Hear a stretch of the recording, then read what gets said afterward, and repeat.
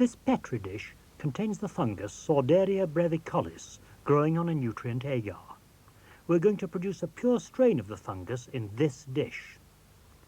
There are two wild types of the fungus. We'll call this one Wild Type Plus. We must be sure that everything we use is sterile. The blade of this scalpel's been dipped in alcohol to destroy any unwanted microorganisms, and we burn off the alcohol. Then we cut out a section of the gel on which the fungus is growing.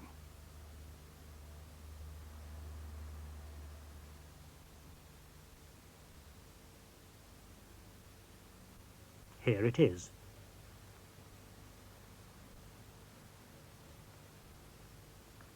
We place it on the surface of a fresh agar gel.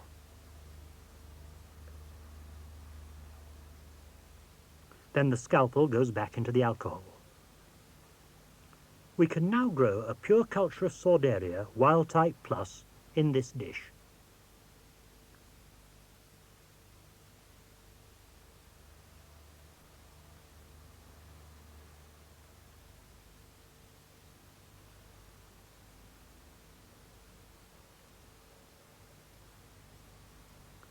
It's placed in an incubator at 25 degrees centigrade for 12 hours.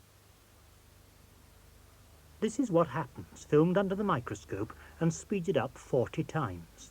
You can see how the fungal hyphae are extending through the nutrient agar.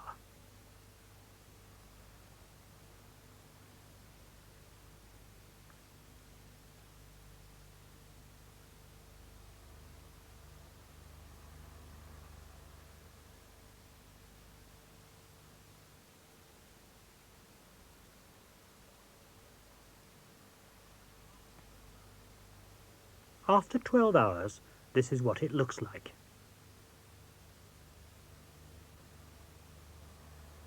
If we place the dish on a black background, you can see the cloudy white appearance of the fungal colony growing out from the original chunk of gel with which we inoculated the plate.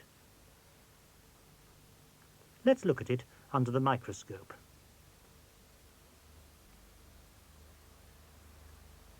There's the edge of the original inoculum, and you can see the hyphae which have grown out from it.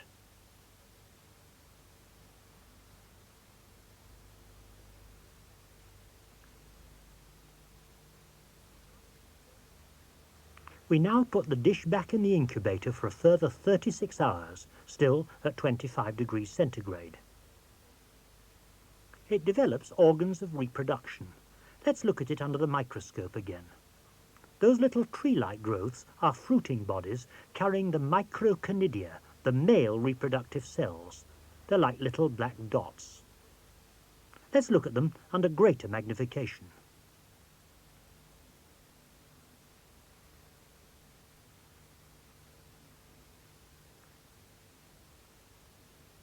These are immature female organs called protoperithecea.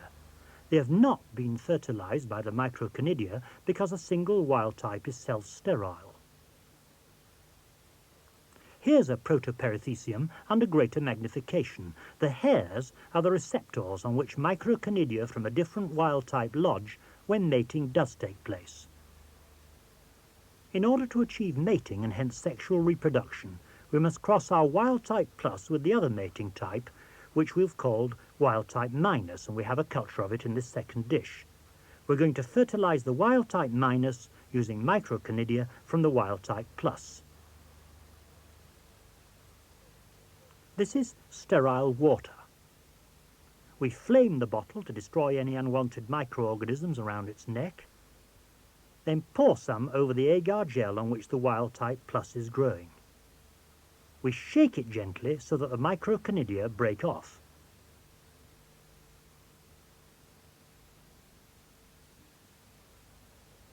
Using a sterile pipette, we then take a sample of the water containing the microconidia from the wild type plus,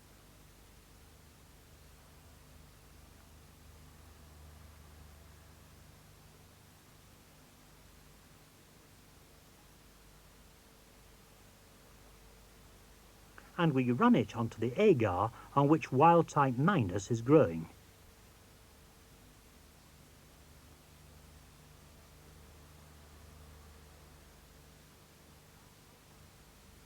This wild-type minus should now be fertilized by the microconidia from the wild-type plus. The dish is now incubated at 25 degrees centigrade for 5 days. Fertilization occurs, and you can see black specks on the gel. These are fertilized female organs, mature perithecia, containing spores. Under the microscope, the fertilized female organs look like this. We're now going to open some of them up to find the spores inside. We take a sterilized scalpel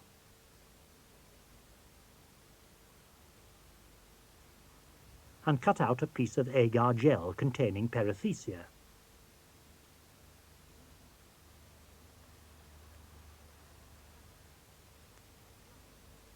We place it on a microscope slide.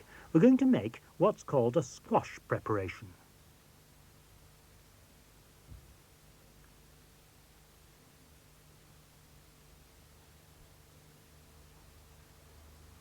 We add a drop of water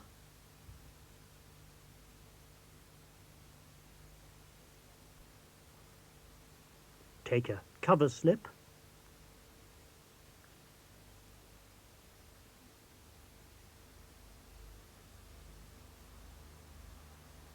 Now the perithecia are squashed and ruptured by squeezing the slide like this.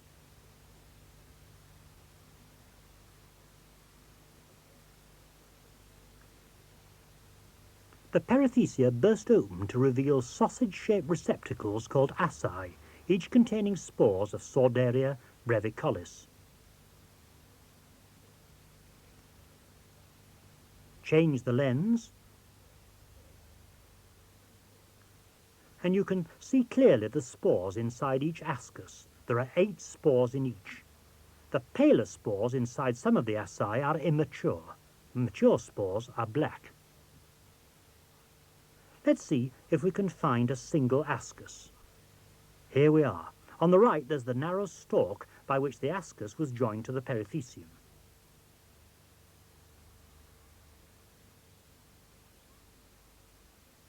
We're now going to cause mutation in microconidia from wild type plus. We prepare a suspension of the microconidia in sterile water as before.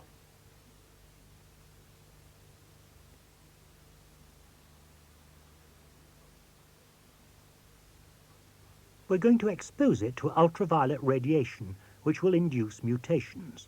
There's the ultraviolet lamp.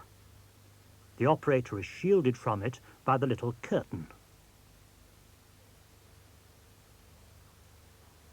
The preparation will be exposed for 1 minute, starting when the lid is removed.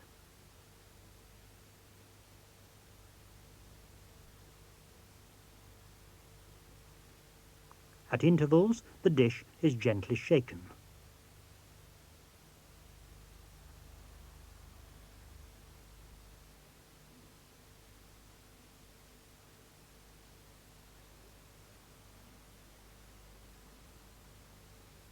Coming up to 1 minute. The lid is replaced, cutting out the ultraviolet radiation, and the dish is removed. We're now going to transfer some of the suspension of microconidia in which we've induced mutation to wild-type minus in another dish, so that we cross mutant wild-type plus, containing some mutant microconidia, with normal wild-type minus.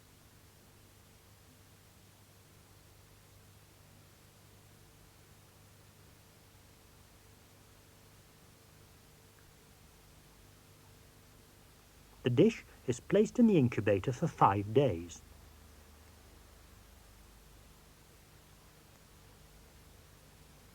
Once again, we can see the fertilized mature perithecia on the agar.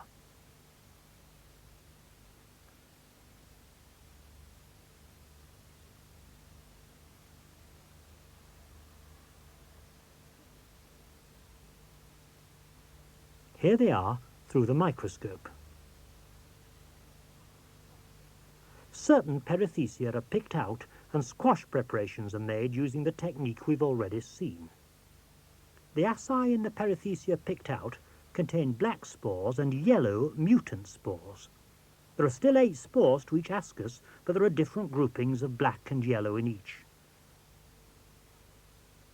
Using the dissecting microscope, one of these perithecia containing many mutant spores is picked out. The perithecium is put down on the surface of a clean gel which will hold it in place for dissection. Now, again under the dissecting microscope, a single yellow mutant spore is picked out.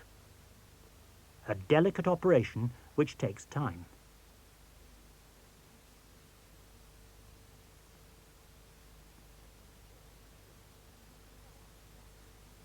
The spore is placed on nutrient agar in another Petri dish. We can now grow a colony of fungus from the single yellow mutant spore. After incubation, here's what it looks like.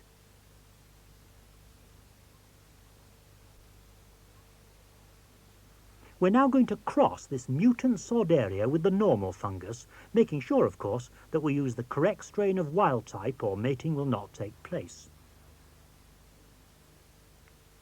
This third dish contains fresh nutrient agar. We'll now use a different technique for the mating. Instead of inoculating one wild type with an aqueous suspension of the microconidia from the other, as we've done previously, we place an inoculum from each of the 2 colonies on fresh gel, like this. Here's the mutant inoculum going on.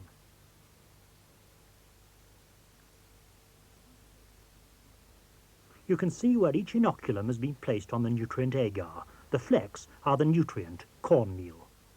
On incubation, 2 colonies grow towards each other and mate where they meet. You can see the black band of fertilized perithecia across the middle of the dish.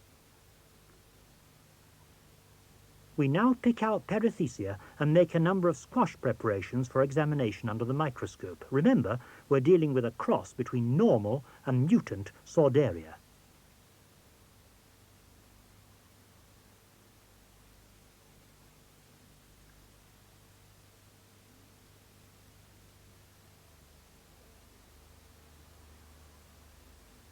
There's one. From this experiment, we shall be able to determine how the yellow colour mutation is inherited. We find that the pattern of inheritance is such as to suggest that only one single gene is involved. For look at this ascus. 4 yellow at the stalk end, followed by 4 black.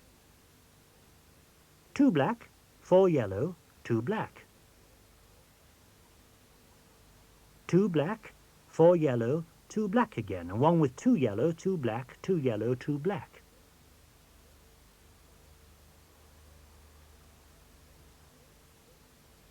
Now various other combinations, but all with 4 yellow and 4 black spores in an ascus, and this does suggest that a single gene is involved. We list how many asci carry each of the 6 possible combinations of black and yellow spores. Then we can work out how the different patterns arose and use their frequencies to locate the mutant gene on a chromosome. They're all classified and counted. The process is carried out on a number of squash preparations.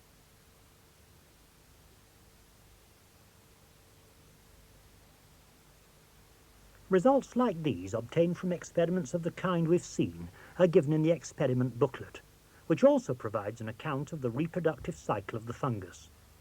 You should now use the data and notes given in the booklet to investigate for yourself features of the genetics of the fungus Sordaria brevicollis. At the same time, you'll be discovering some fundamental laws of all genetics.